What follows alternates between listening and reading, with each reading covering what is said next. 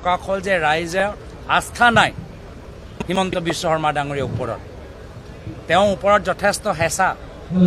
BJP ভিতৰত তেওঁৰ সলনি কৰালৈ চিন্তাৰ চৰ্চা আৰম্ভণি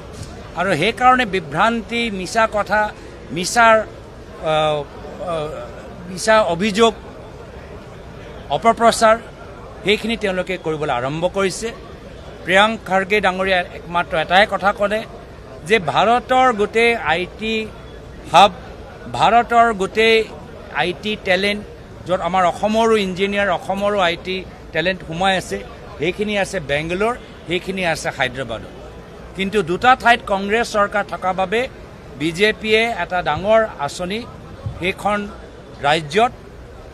থকা আমাৰ ভাৰতৰ ইঞ্জিনিয়াৰিং টেলেণ্টক আৰু বিভিন্ন কোম্পানীক সেই সুবিধাটো দিয়া নাই এতিয়া ডলাৰ চিম্বল চাই কেন্দ্ৰৰ চৰকাৰে আঁচনি বিতৰণ কৰিব নেকি আঁচনি এইটো বিজেপি দলৰ ব্যক্তিগত আঁচনি নহয় ইয়াত যেনেকৈ কয় যে অৰুণোদয় বিজেপি কৰিলে অৰুণোদয় পাবা তাত মোদীয়ে কৈছে বিজেপি চৰকাৰ থাকিলে কেন্দ্ৰীয় চৰকাৰ আঁচনি পাব এইটো কি হৈছে যিসকলে পাব লাগে এই অৰুণোদয় হওক বা ছেমিকণ্ডাক্টৰে হওক য'ত যিসকলে পাব লাগে তেওঁলোকক দিয়া নাযায় বিজেপি দিনত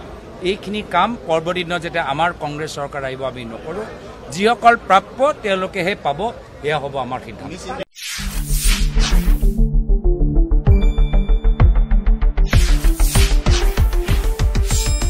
শুদ্ধ আৰু বিস্তৃত বাতৰিৰ বাবে চাই থাকক নিউজ ডেস্ক ৰিপৰ্ট।